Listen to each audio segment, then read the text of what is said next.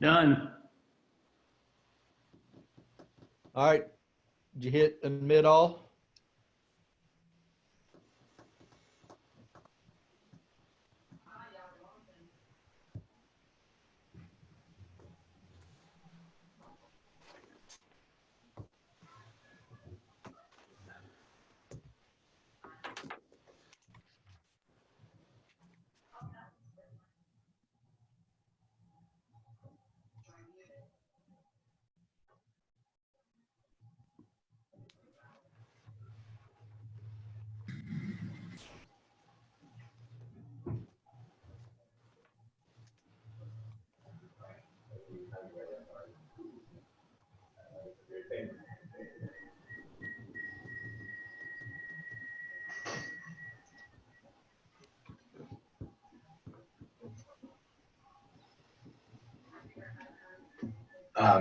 You can text me or something if there's something I need to say or clear up. Oh, okay. I got my phone too. Okay, cool. Thanks.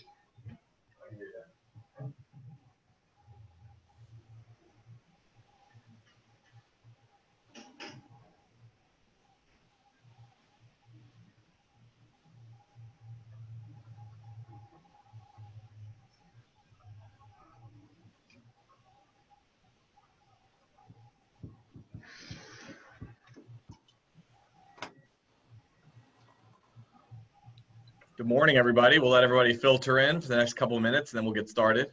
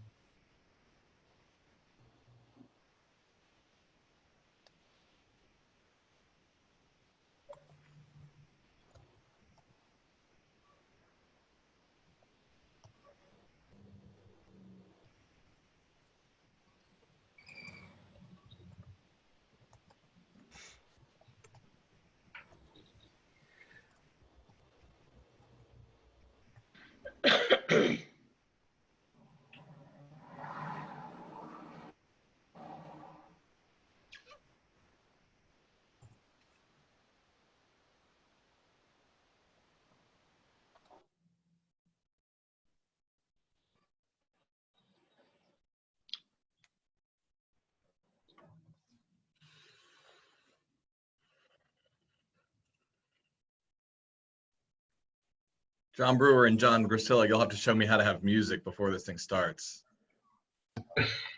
Yeah, that was maybe an oversight. We'll rectify that.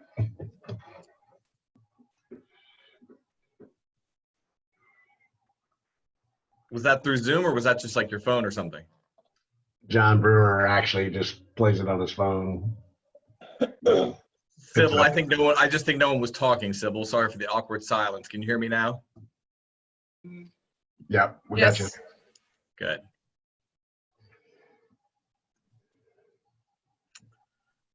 Good morning. Good morning. Good morning, sunshine. I don't know if Andrew's question of how did you figure out a way to get a haircut was directed to me or not.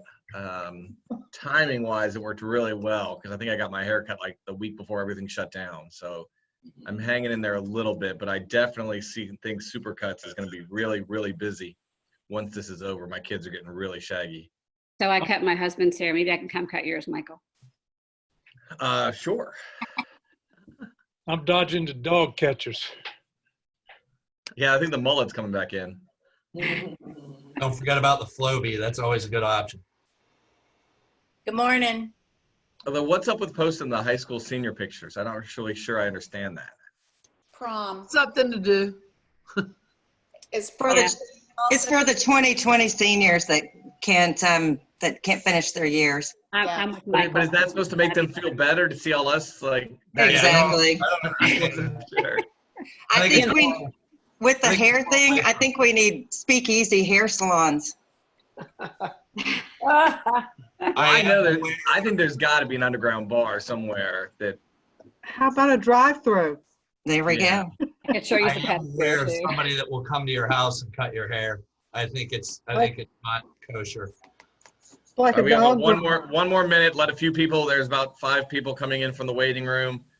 I know we'll get some people coming over time. Hey Terry, how are you? Hello, Michael. Hello, everybody. Good morning. Good morning. Don wants to do one of those pictures too, so I don't know why he wants to do it. So we'll do it. I think when we get started, I think Les is going to mute everybody. Back to the Facebook senior pictures. Yeah. My senior says, it doesn't matter, Mom, because the only people on Facebook are old and none of the seniors are seeing them anyway. Oh, thanks a lot. That makes me feel really good. Yeah. Sounds like something my son would say. She has a Facebook just so that she can post pictures so her grandparents and her aunts can see things. There you go. As long as they're not on your MySpace page, you're doing well. I guess the old people are entertaining themselves with those pictures. That is totally it. Totally entertaining. That's correct. I agree. All right, we're going to go ahead and get started.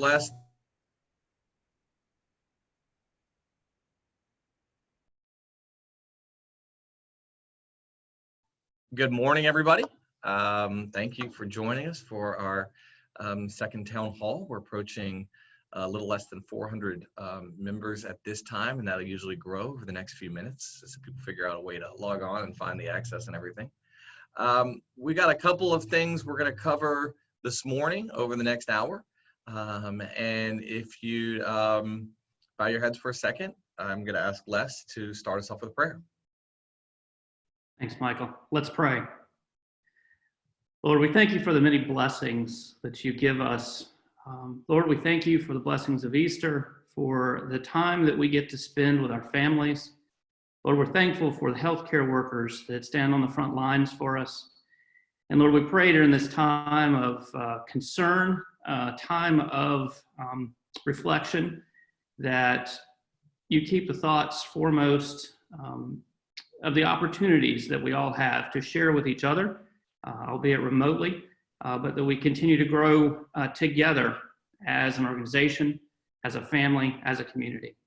In your holy name we pray. Amen. Thank you, Les. You know, this is kind of our chat box ad for gratitudes time. It's a little too much, obviously, if everybody talked, but if you have any gratitudes that you want to enter into the chat box, feel free.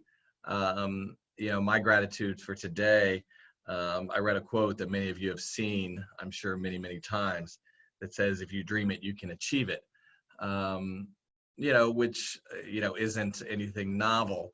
To me, what's so powerful about it is one of the people that I look to for inspiration is a young man named Bosco, who is from Uganda, who stayed with us when, stayed at our home when they were traveling through Charleston with a musical group. And he's a very bright 16-year-old young man, but it really puts a lot in perspective, especially when we talk about gratitudes.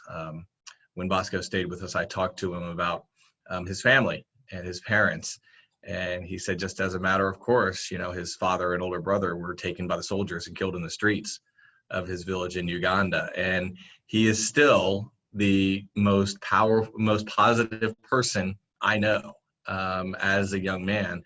And one of the great things about Facebook, and one of the great things to remember in this time of physical distancing, which I stole from Larry Kendall and I'll talk about later, is that whether it's by Zoom, whether it's by Facebook, whether it's around the corner or people in offices at Salt Point or people around the world like Bosco in Uganda, there are certainly ways that we can all remain socially connected, even if we're physically distanced from one another. So I appreciate that.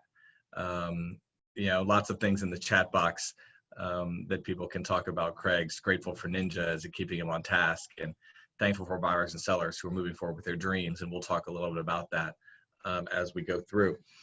Our agenda for today, for the next hour or 52 minutes that we have left, is a couple of different things. We're going to talk a little bit on my tips for learning how to ride a bike, which we'll chat about how it might maybe relate to some of the situations we're in, a little bit about the local market.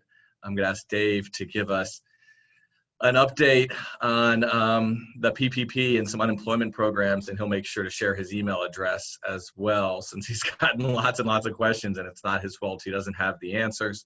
Kim Sheltman from Carolina One Mortgage is going to join us and answer some questions that we're getting from the mortgage industry and mortgage world, because business is still being done.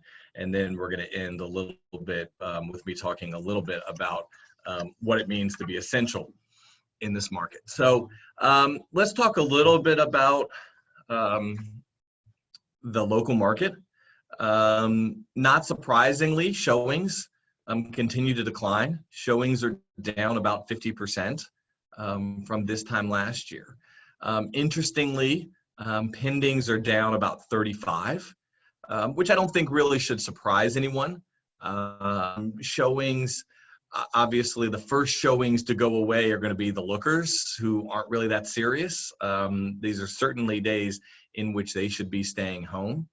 And then if you've taken either the Ninja Installation or John Brewer's buyers class, or working with buyers, or anything along the other lines, making sure we follow the buyer funnel is so important. And there are always probably a few properties that we shouldn't have shown anyway, because they didn't meet our clients' list as to what was essential or what they were going to require. And so my guess is that showings get narrowed down inherently anyway. So we're certainly expecting showings to fall a greater amount than pendings. So far through this time in the month, our pendings as a company are down about 30%. So that continues our trend for the first 4 months of the year of outperforming the market.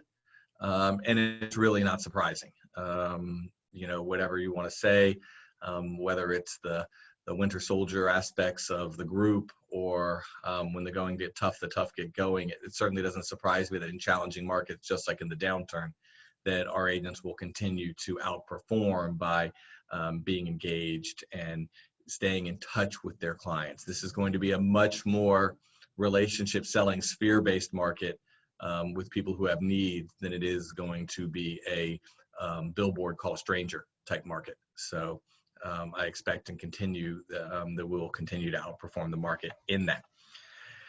It also along those lines gives us some pause and things to be grateful for. Back in the downturn, people talked about all weather is local, just like the real estate market. And one of my cautions would be to be careful and make sure you're in touch with your clients on educating them as to what is going on in their local market. You're going to see lots of different stories. And remember, not everyone is treated the same. In Michigan, real estate is deemed non-essential statewide. And my friends in Michigan, both pendings and closings are down 90%. And they've been closed for nearly a month. So when you start to see national real estate numbers and other reports of home sales or pending sales, remember a lot of places are shut down. New York is largely non-essential. California, there are many places where a lot of things did not go on and are not going on at all. And so we're going to see those have big impacts on some of the national numbers. But we will talk a little bit about what it means to be essential at the end of this. The last caution, and again, all of the things that we're talking about doing are important so that we stay ahead of this, but don't get lulled into a sense of things not being that bad, in that closings are going to be a lagging indicator. Meaning, when bars and restaurants started shutting down over the last month, their business went away immediately, but we still had all that increased written sales during February to close in March, and then during March to close in April. And April won't be that bad of a month closing wise. But as pendings decline, you know, before we see that pent up demand that we need to be ready for, good or bad, come back strong once this is passed, we will kind of see you know, showings continue to decline for a period of time after things start to return to normal. So, you know, we need obviously to be prepared for the aftermath as well, but know that we will continue to decline a little bit more after the rest of the world starts to get back to normal, because we did go into it a little bit slower as well. All right, so a couple of things, and then we're going to get to Dave and Kim. You know, first, you know, how do you learn to ride a bike? Over the last couple of days, been working with Leo, our youngest, on learning to ride a bike, and a couple of those same messages and themes kind of resonate through what we're going through now. And so looking to Leo for guidance, the first of those when learning to ride a bike that you really need to do is look 2 or 3 seconds ahead of you. You know, and that's really where we are at this point. If you look down at the ground in front of you, or even worse, look at your front tire, it's really, really scary. Looks like it's moving 1,000,000 miles an hour. The ground's right there. And it's hard to find your balance and figure out where you're going. But if you look 2 or 3 seconds ahead of you, look down the road where you're going, not exactly where you're at, but where you're going.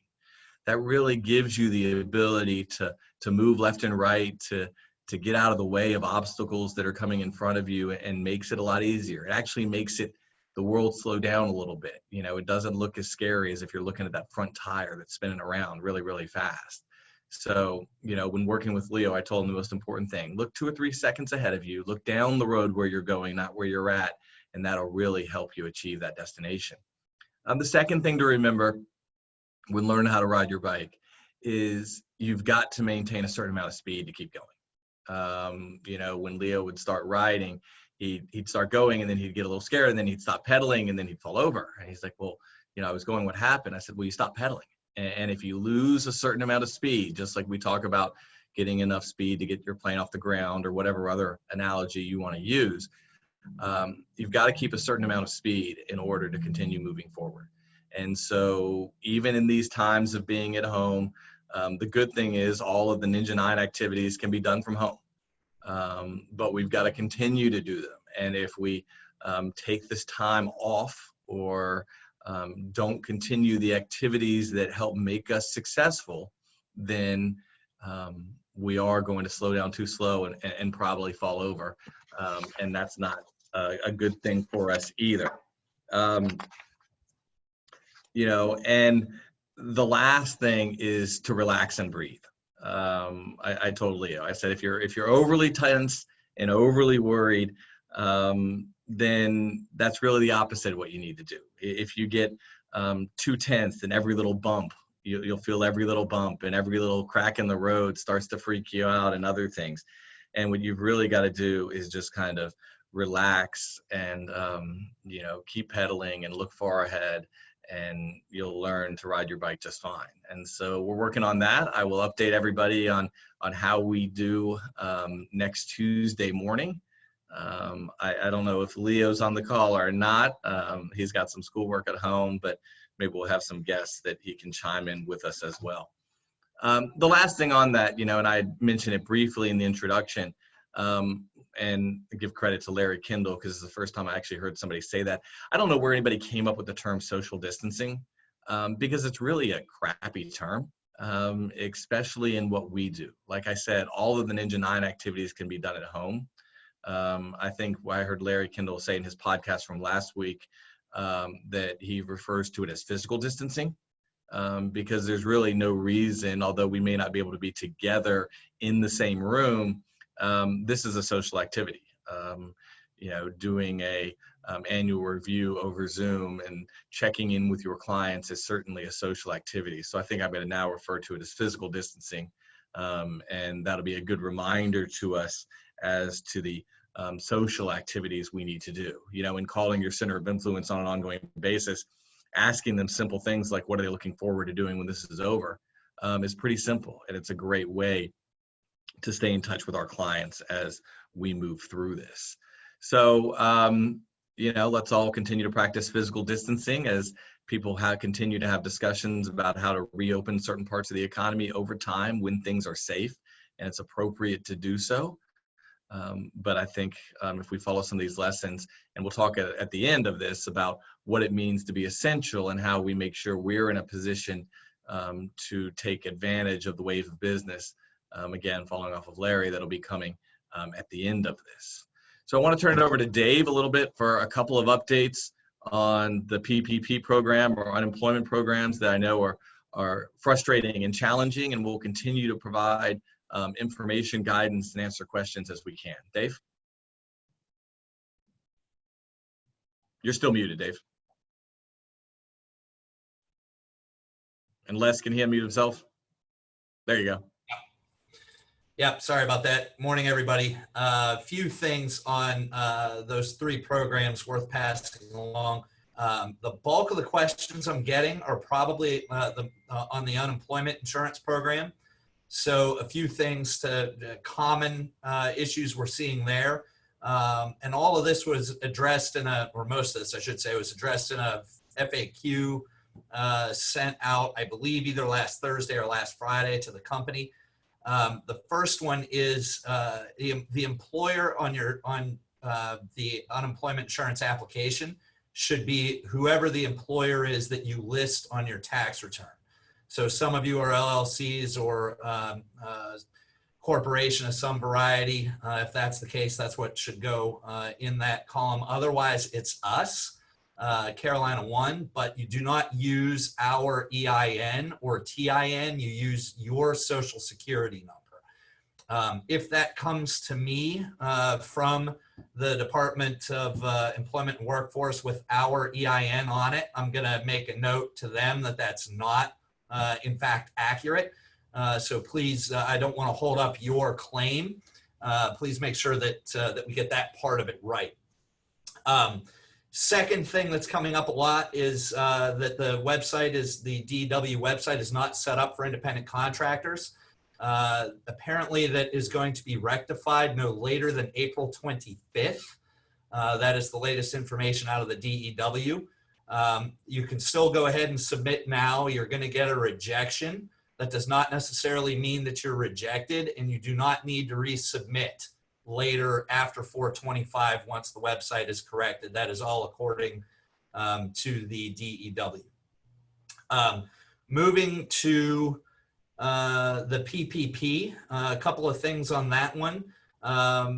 2 points. Number one, the first $350 billion that was allocated for that looks like that's going to be exhausted by the end of this week. That is the pace that we're on currently. President Trump last week asked for another $250 billion to help fund that. That is not yet approved or worked its way through Congress, but hopefully that'll happen in the next week or so, and we can keep that moving. Big problem on that front has been finding a bank that's willing to work with individuals on relatively small loan amounts. Don't have much of a solution on that front, except for some one-off cases of success here and there. The link that was sent out last week in an email regarding the PPP was to sba.com, not sba.gov. That is a small lender, or I'm sorry, a lender that likes to do small business loans called Lendio. And they are actively soliciting independent contractor business for the PPP. So as far as I can tell, they are open for business on this kind of loan. There's certainly advertising for it, which is more than I can say for most of the banks all of the banks that I've talked to. The last piece is we had a lot of people that were deciding to go the route of the EIDL. That is another loan program that's out there through the Small Business Administration. That is also running out of money. It was originally advertised as loans up to $2 million. By the end of the week, we're anticipating that they are going to revise that cap to $15,000 per loan. So in your calculation of whether or not the PPP or the EIDL is best for you, Remember that the EIDL is gonna limit out at about $15,000. The PPP could potentially limit out around $20,000 or $21,000, depending on what your income was over the preceding 12 months. So that was a lot of talking on 3 different loan programs, but those are the things that are significant departures or changes from what's been communicated previously. And certainly as we get more and better information, we'll pass it along. Thanks, Dave. And if they have questions ongoing, best just kind of to direct those to you. Yep, please. Either call me, email me, text me. I'll respond whenever I get the message and as quickly as I can. And we will continue to send out updates as we have them. Again, I would recommend everybody pay attention to the SDR emails. They've done a real good job of keeping everybody posted and staying on top of this. If anybody has any unique success, or as Dave said, situations that really work well or that you find, feel free to share those with Dave and he can share those with everybody. There was a question from Greg Fester where the bank that Carolina One uses process applications for PPP. The answer is no, but it's not because they're not willing to.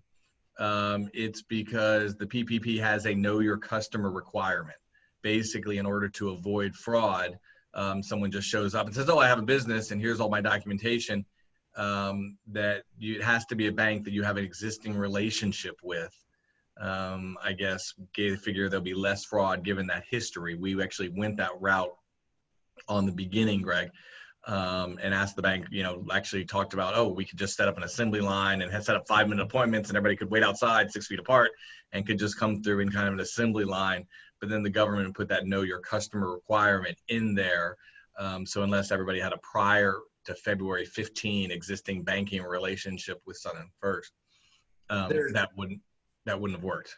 Yeah, there's one other piece, Michael. They're talking about waiving that know your customer requirement because that is gumming up the works. I'm not sure how much of a difference that's going to make because the banks still have to hold these loans on their books. I don't want to get overly complicated here, but they have to hold these loans on their books for a couple of 3 weeks until an investor buys them.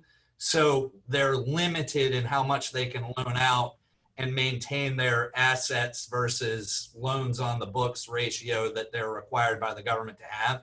So even if the know your customer thing goes away, I don't know that a small bank is necessarily going to be able, which we do business with a small bank, is necessarily going to be able to accommodate a ton of PPP applications. I think we've got to wait and see if the additional money comes through, if the know your customer thing goes away. If those 2 things happen, it will change the landscape a little bit. I just don't know in favor of who or how quickly. Yeah, no doubt. And again, I have no doubt that everybody on all levels of government and the banking side are working as hard as they can.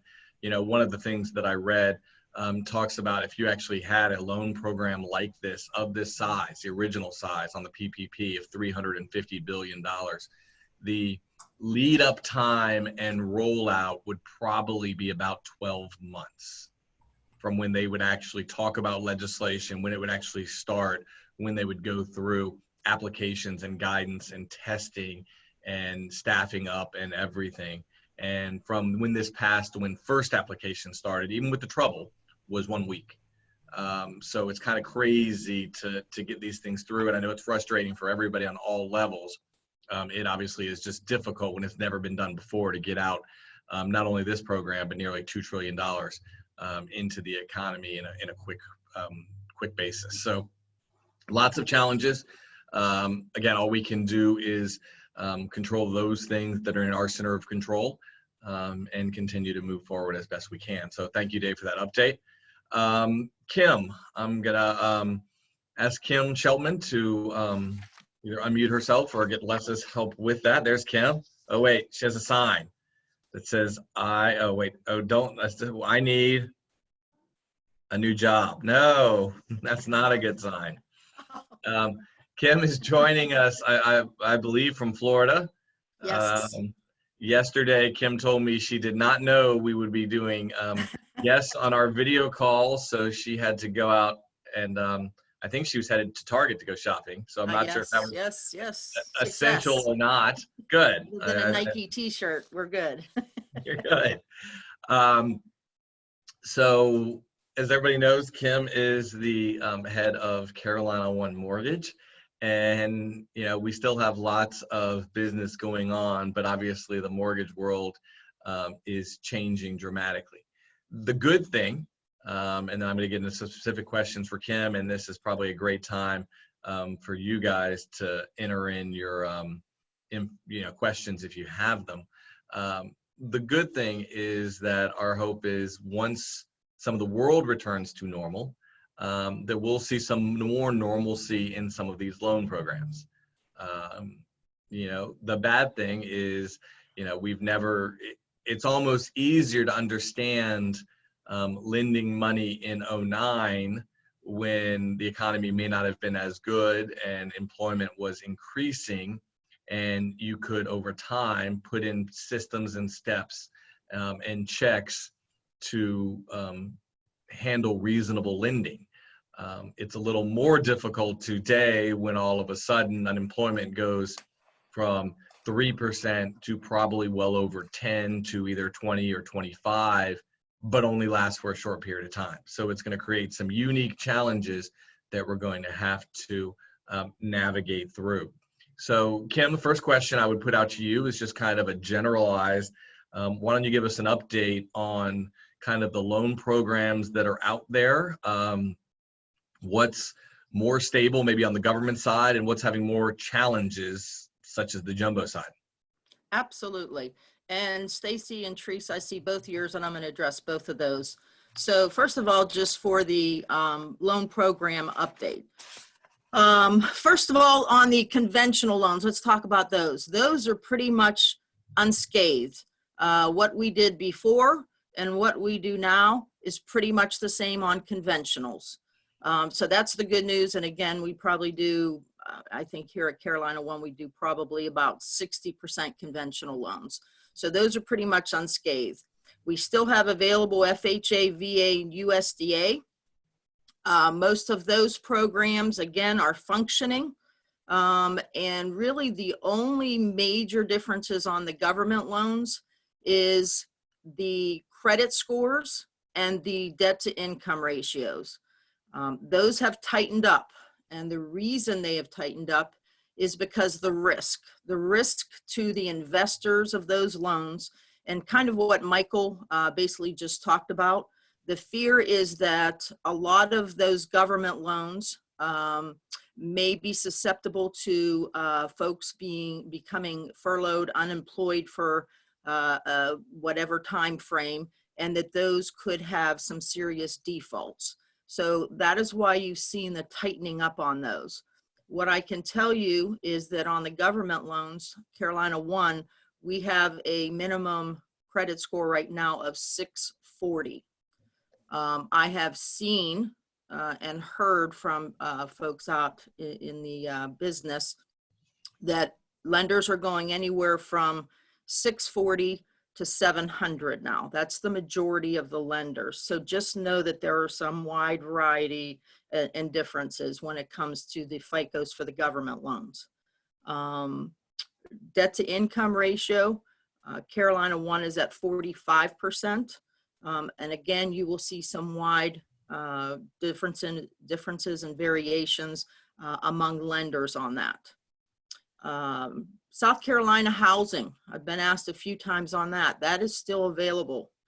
That has pretty much not changed at all either. The only difference, major difference for South Carolina housing, if you use that program, is they're requiring employment to be verified within 24 hours of closing, which is the tightest I've seen on any type of loan. So they are really buttoning down to make sure that the person, signing up and getting this type of loan has a job within 24 hours of closings.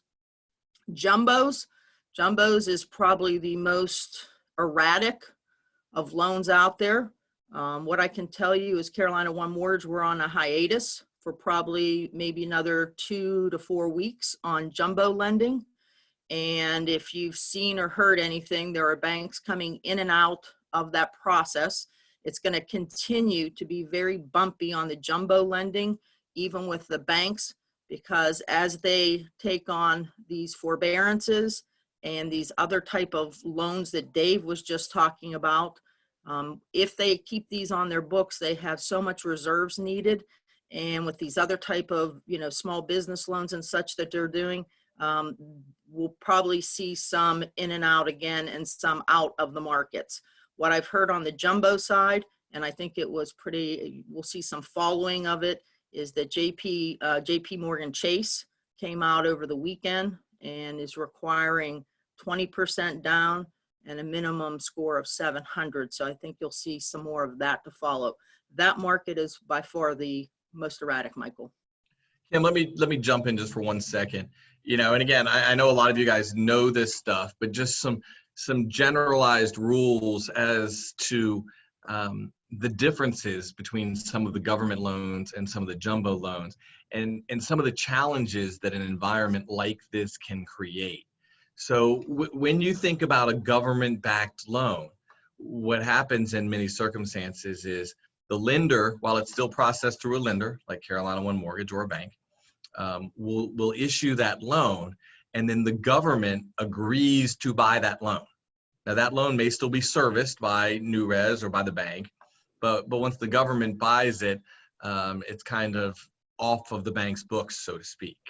So those loans don't create as much of a liquidity issue. On most jumbo loans, those loans aren't kind of, so to speak, in the government wheelhouse. And so a lot of those loans are sold to individual investors or sit on the bank's books. Now that obviously increases the debt on the bank's books, which is perfectly fine. And for example, Carolina One Mortgage has had some portfolio programs for jumbo loans, but then those are sold off to investors. Right now, investors are scared. And investors are concerned that they could do a loan today and tomorrow the borrower could potentially forbear that loan, not make a payment, or lose their job. The other issue is with all of these government assistance programs, the amount of loans, like PPP loans, on banks' books are going up dramatically and very quickly. And there are also other banking and other governmental regulations that limit how much you can actually have on your books. So the government is quickly trying to react to adjust these things and provide guidance and regulatory changes for some of these issues, while we go through this period of intense, rapid change.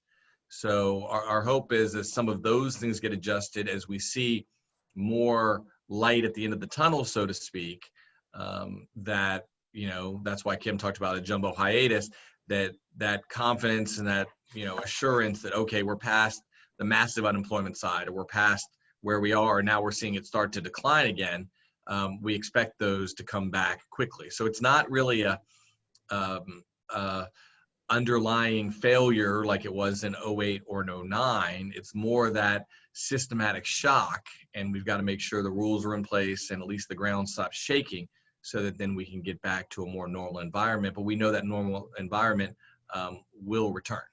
Kim? Yeah, and I'm just want to address, somebody had asked on here, can I address interest rates? Certainly.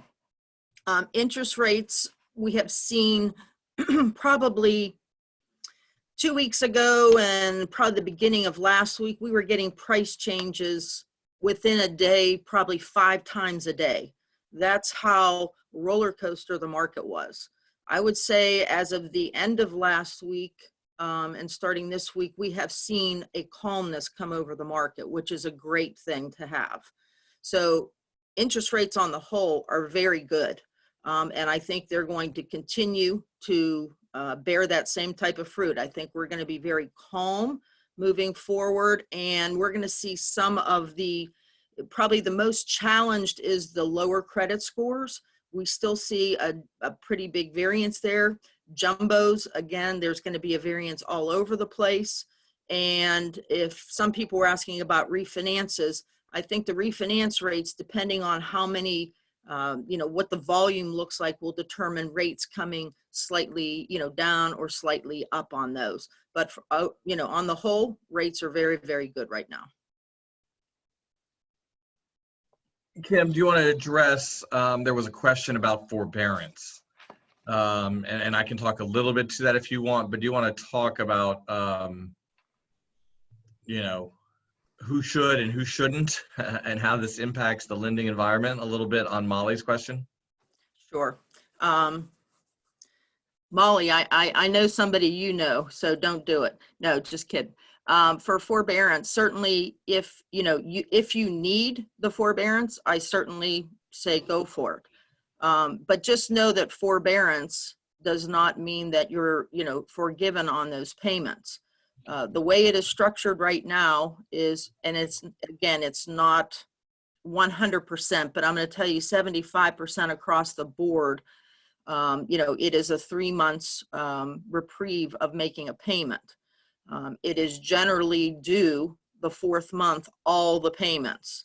Now, most likely nobody is going to be able to pay 4 months when the 4th month is due. That is when they will negotiate whether you spread it over 24 months, the payment, tack it on to the back end, do a modification of a mortgage. That's where you will have the options, because as they well know, that is not going to be possible to pay 4 payments generally the 4th month. Because this was slapped on again, as kind of Michael and Dave alluded to, this was quickly slapped into place. Things are still being figured out on this whole forbearance piece.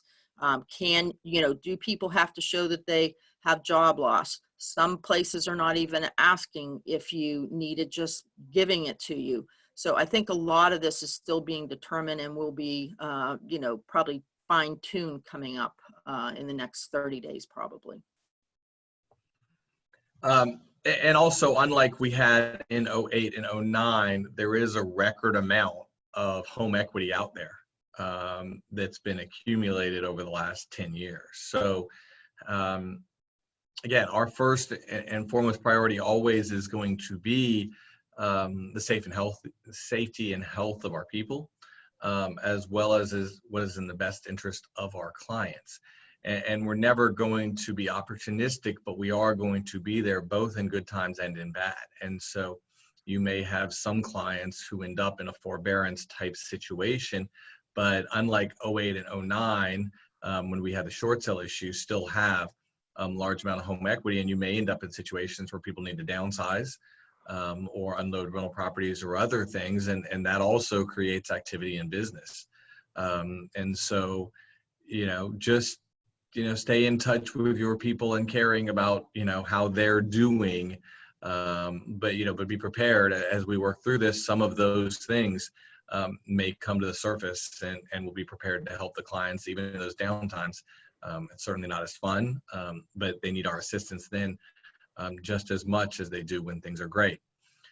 Kim, what are you seeing appraisal-wise? Are you seeing any challenges yet? Again, remember, you've got to have distressed sales and you've got to have distressed closings at lower prices in order to have a decline in prices. So some people have asked questions about, are we seeing prices decline? And the answer is no. Inventory was super, super low going into this, and demand was super, super high. And so we saw very strong price appreciation through the first quarter of 2020.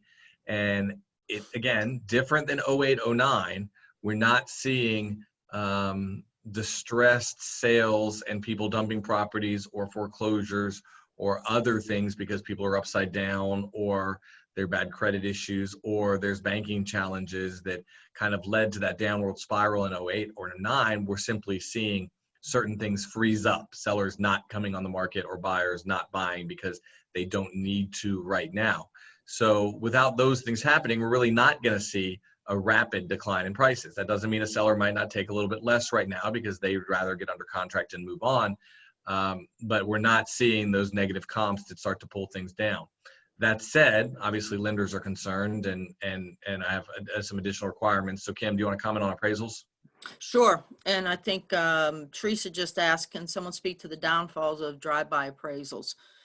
So we have had guidance from all of the agencies regarding some loosening up of the appraisal standards. Keep in mind that you do not have to have a drive-by appraisal.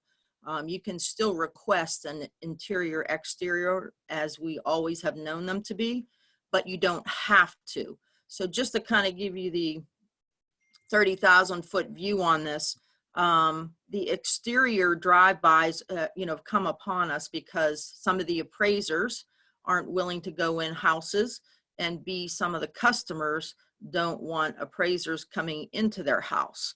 So, with that being said, the exteriors are pretty much allowed to be used, or drive-bys, on all of the financing.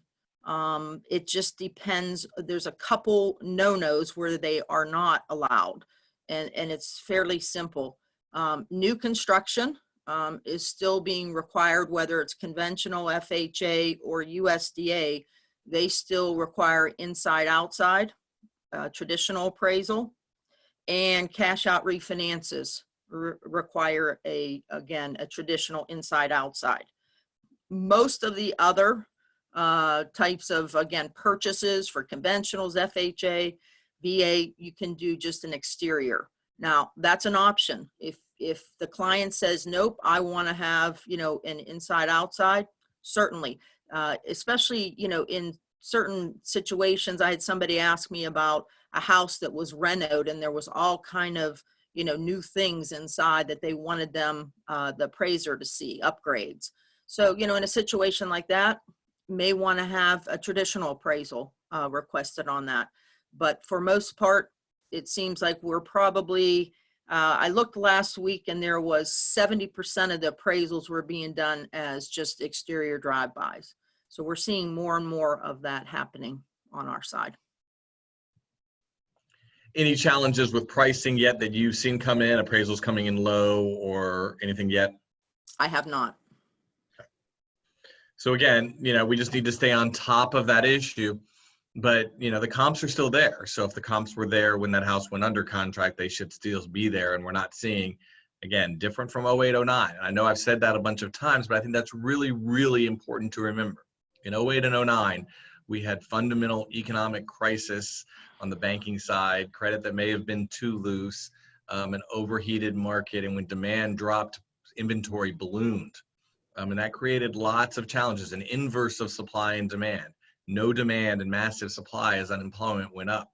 Right now, inventory is still dropping because while sales are down, a lot of new listings aren't coming on, and rightfully so. If you don't need to sell right now with a lower level of buyer demand and a lot of uncertainty, I wouldn't put on the market right now. I would get ready, but I want that demand to be at the peak of what, at least a greater level of certainty, which we'll have in the next 15 to 45 days. And where you fall in that spectrum is perfectly fine. So I don't want to make any promises, but we'll get back to a higher level of demand with a higher level of certainty for our buyers. And that's obviously going to be time when we're going to see a lot of things come on the market and a great level of inventory. So Kim, anything else in the mortgage world? What about Michael, refis? What about refis? Is that better to wait, or? I was just going to address too, I saw a question come through from Roy. Why are they still charging full price when it is a drive-by appraisal? Again, I can't speak for everybody, but the drive-by appraisals are cheaper. I believe $75 to $100 cheaper is what I've seen coming through. So just a heads up on that. I will jump in real fast and answer that question also a different way, Roy. And I can't speak for everyone's policy, but Kim, our borrowers are going to end up paying what an appraisal costs, correct? That's correct. Can't so charge them more. Right, but that's not the same everywhere. That's correct. Some places might have an appraisal fee or something built into an appraisal fee or origination or a charge, and regardless of what the appraiser charges, that can be a profit center in certain circumstances. Obviously, our goal is to service the purchase money mortgager first and foremost. Happy to do the refis, and that is the last question I want Kim to chime in on, is if you were thinking about refining or having a client, is now a good time or should they wait? But you know, if we tell you an appraisal's 425 and the bill comes in at 450, the client's going to pay 450. If we tell you it's 450 and the bill comes in at 425, they're going to get a $25 credit. So for us, it's a direct pass through every time. Kim, on refis, now wait. They don't obviously, you know, do you think, I know there's no crystal ball, but rates are going to move anytime soon? I think personally, Michael, I think they're going to be very, very stable for probably, you know, at least 6 months on the refi side. I think that if, you know, especially with the difficulties of the situation that we're in with this virus and et cetera, you know, doing the refinance now is a good thing, because you're really kind of, you know, we can set it up where you're basically missing 2 months of payments on the mortgage. And that frees up some cash. But also, you know, depending on, you know, if you know, have a significant other partner, whatever, and there's a job furlough, then maybe wait till that time, you know, subsides, and then certainly come in for a refinance at that point. Rates are still going to be fabulous, and we can get you taken care of, and again, free up, you know, possibly 2 months of not having to make a mortgage payment versus forbearance, where they're going to add it on anyhow. That's great. And yeah, there was a question, you know, Joni from Manchik had a question about potential low appraisal from a drive-by and having to dispute or challenge that. And I appreciate Kenny's, Keithley from downtown, his response. I mean, again, this is where you're going to earn some of that commission dollar that clients think you have a closing every other week and keep 120% of it. But those are the differences. I mean, that's what Kenny said. He had to, you know, send the comps to the appraiser, explain some of the upgrades in the home. So if you've got a home that's been renovated, if you've got a home that's got upgrades, if there's something non-standard about it, and you're doing that drive-by appraisal, then we need to think about how that's going to turn out. You know, we always talk about what could happen, thinking not necessarily worst case, but what can we anticipate? And if we've got a house that we know is on the top of the comp range, and it's really nice inside, and it's been renovated, or it's had some upgrades, and we're in a drive-by appraisal situation, it shouldn't surprise us that we might have a low appraisal situation. So on the front end, we need to make sure or be prepared when that appraisal comes in to provide that appraiser with, oh, well, these are the things you couldn't see, or here are the pictures of the inside, or let me make sure you know what's going on. Now, if it's a 2-year-old house in a new construction neighborhood and it's relatively standard to those around it, you may not need to do that. But we always need to anticipate and prepare ahead in any market, but especially now on those appraisal sides, to set ourselves up and our client up for getting the appraisal that is a fair market representation or value of the property. Anything else from you, Kim? And then I'm going to... And Michael, I have one important thing I want to make sure that everybody knows too. And we talk about I would be remiss if I didn't go, right, for the Boost program. So I want to make sure that everybody knows that that is alive and thriving. And again, in this type of situation where, you know, again, competitors are out there, and again, I've gotten the information, 660, 680s on the credit scores. Keep in mind, we're at 640, and we can do Boost to get people to 640. So important to remember, if you have a client that's going through XYZ, and, you know, they have a 660 credit score or 640, we can do Boost. The others are not doing Boost. So keep that in mind. We may be able to save deals that won't work at other institutions. So I think that's important to note. Also, non-QM lenders, who asked, Michelle Costanzo asked that. Non-QM, I hear, may not be back for the rest of the year, is what I'm hearing. I don't know that is to be factual, but that's sort of what was on some of the calls I've had. Those are the most skittish of investors. And there is just not enough people in the investing and securitizing of those loans. They are risky at best. And so that's going to be a while to come back around. Charlotte, you know, during the downturn, following the downturn, government added additional requirements as to certain loans. And those were basically the only kind of loans that were going to be more or less government approved or count in certain buckets. And those were called qualified mortgages, or QM. As credit restrictions lighten up and prices go up and there's more borrowers and more lenders looking for maybe a higher interest rate or yield, there were additional products that came out that were non-QM, non-qualified mortgages, kind of like a portfolio inventory kind of product. There's more to it than that. But you know, that was sometimes what you could get as far as a bank statement program or some other things that maybe didn't get as loose as they were in 08 and 09, but didn't require all of the things today. Usually came with a higher interest rate, but had some easier qualification level. So those were called non-qualified mortgages, but investors would invest for a higher interest rate. Those are the ones that are on hold right now. So we're certainly back to some more stringent traditional lending standards, which again is okay, and everything will go through cycles as it did. Like Kim said, gone for the rest of this year is a 6 or 7 month window versus 08 or 09 where they were probably gone for 5 years. So we'll see things come back a little bit. Kim, thank you. I appreciate it. Very welcome. Happy Good to see birthday everybody. a day early. Thank you. To Kim, who will get to celebrate down in Florida with her parents, her birthday Yes. tomorrow. Also, whether your office is open or closed, you guys have a loan officer who is there to help you in your offices. Whether it's a question about a loan they're doing or a question of a loan someone else is doing, whether it's a question about the Boost program, whether it's a question of a jumbo borrower that is thinking about buying and what's the best advice we can give them about when to start their home search. Make sure you use the people as a resource. They're there for you. They're on your team. Oh, I'm not moving enough apparently, so I lost the light in the conference room. I'll get up in a second and turn that back on.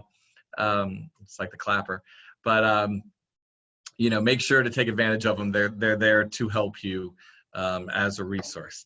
All right, we got a couple minutes left. I'm just going to talk a little bit about. There's the Let There Be Light. Talk a little bit about a couple of things about what it means to be essential, and then see what other questions we have. I like Teresa Halverson. Thank you for hiring Mark Osborne on the Carolina Mortgage team. Has been a big help at Cane Bay, so that's great.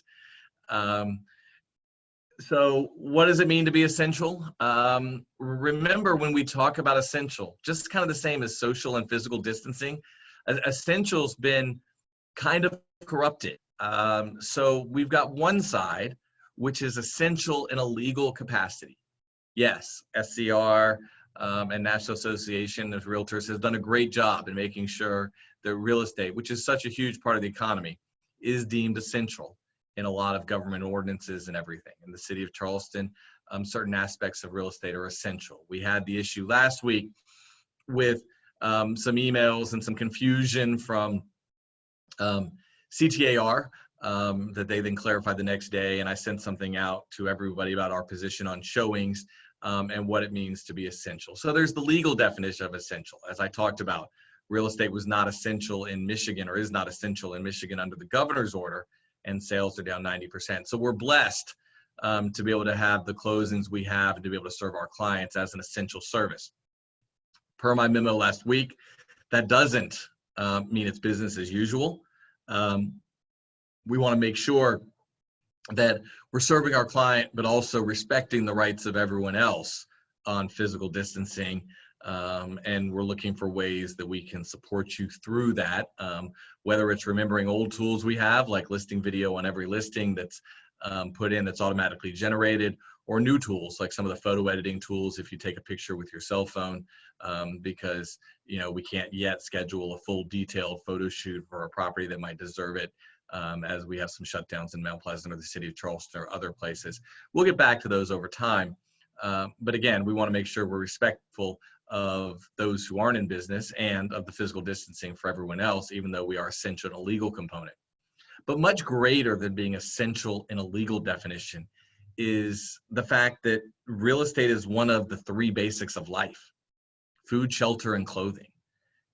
You know, it seems more relevant and more true than ever when I talk about the fact as to how proud we are as individuals and a company to be able to have the privilege of doing what we do, to help people with one of the 3 basics of life.